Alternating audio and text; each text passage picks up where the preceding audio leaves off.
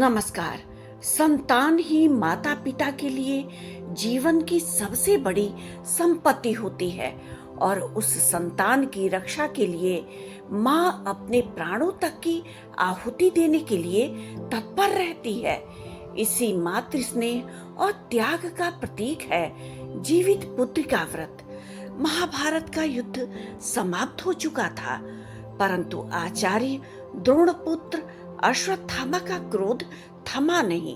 रात्रि में वह पांडवों के शिविर में घुसे और 5 सोते हुए लोगों की हत्या कर दी। उन्हें लगा कि पांडव तो अब नष्ट हो गए हैं, पर पांडव तो जीवित थे। अब उनके प्रतिशोध की ज्वाला और प्रबल हो गई। उन्होंने सोचा, जब पांडव जीवित हैं, तो उनके वंश को ही समाप्त कर दूं। उन्होंने अपनी दृष्टि लगाई उत्तरा के गर्भ में पल रहे अभिमन्यु के पुत्र पर और ब्रह्मास्त्र का प्रयोग किया, जो गर्भस्थ शिशु को भी भस्म कर देता। लेकिन जहाँ विनाश का अंधकार होता है, वहाँ ईश्वर की रक्षा का प्रकाश भी प्रकट हो जाता है। भगवान श्री कृष्ण ने अपने सुदर्शन चक्र और दिव्य तेज से उत्तरा के गर्भ को चारों ओर से घेर दिया।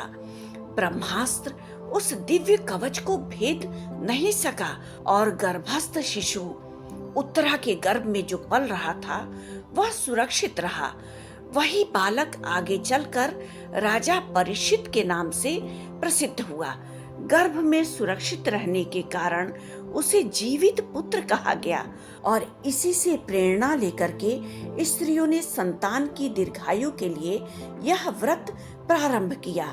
माता पुत्र हिते नित्यम तपः कुर्वन्ति यः स्त्रियः जीवित पुत्रिका नाम व्रतम तासाम फलप्रदम।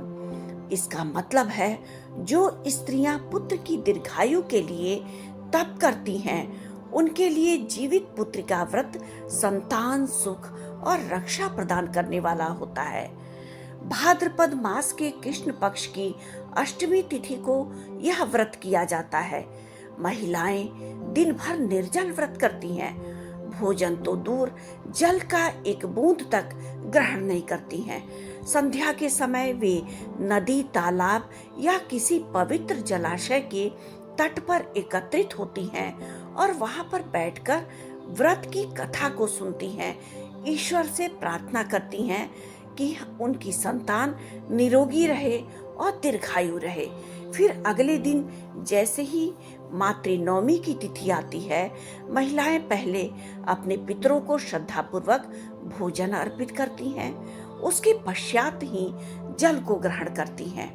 सरोवर के किनारे दीपों की लहराती लौ के सामने लाल रंग के वस्त्रों में सजी हुई माताएं पूजा पाठ करके अपने पुत्र के दीर्घायु के लिए कामना करती हैं। कुछ महिलाएं चांदी के और कुछ महिलाएं सोने के गांठों को लाल धागे में पिरो करके आस्था का प्रतीक बना करके अपनी संतान की दीर्घायु होने के कामना के लिए उस जीवित रक्षा सूत्र को जीवित भगवान को अर्पित करती हैं और उसके बाद वह रक्षा सूत्र स्वयं के गले में धारण करती हैं और अपने संतान के गले में रक्षा और आशीर्वाद के स्वरूप डालती हैं। इस व्रत के समय में जो कथा होती है, वह कथा कुछ इस प्रकार है। व्रत की रात जब स्त्रियां कथा श्रवण कर रही थीं, उसी समय एक चील और एक सियार भी दूर से इस व्रत और पूजा को देख रहा था। नर्मदा नदी के पास हिमालय के जंगल में ये दोनों रहते थे, चील और सियार। दोनों ने कुछ महिलाओं को पूजा करते हुए और उपवास करते हुए देखा और खुद भी इसे करने की कामना की। उपवास के दौरान सियार को भूख लग गई और वह जाकर चुपके से मरे हुए जानवरों को खा ली। दूसरे ओर चील ने पूरे समर्पण के साथ इस व्रत का पालन किया और उसे पूरा किया। अगले जन्म में दोनों ने मनुष्य रूप में जन्म लिया। चील के कई पुत्र हुए, सभी जीवित और स्वस्थ रहे, लेकिन सियार के पुत्र हो करके मर जाते थे। इसलिए उसके मन में बदले की भावना आ गई।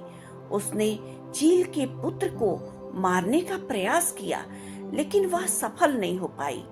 बाद में चील ने सियार को अपने पूर्व जन्म में जीवित पुत्रिका के व्रत के पूजा को देखने और उस व्रत के करने के बारे में बताया। तो सियार को भी पूर्व जन्म की वह बात याद आ गई कि कैसे उसने भी व्रत किया था, लेकिन उसने अपने व्रत को तोड़ दिया था।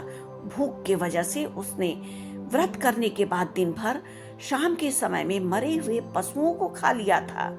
इस व्रत से जब चील और सियार को भी संतान का सुख प्राप्त हो सकता है, अगले जन्म में वह मनुष्य की योनि में आ सकते हैं, तो भला मनुष्य होकर के यह व्रत माताएं क्यों न करें। इस तरह यह व्रत संतान सुख की प्राप्ति के लिए जगत में प्रसिद्ध हुआ।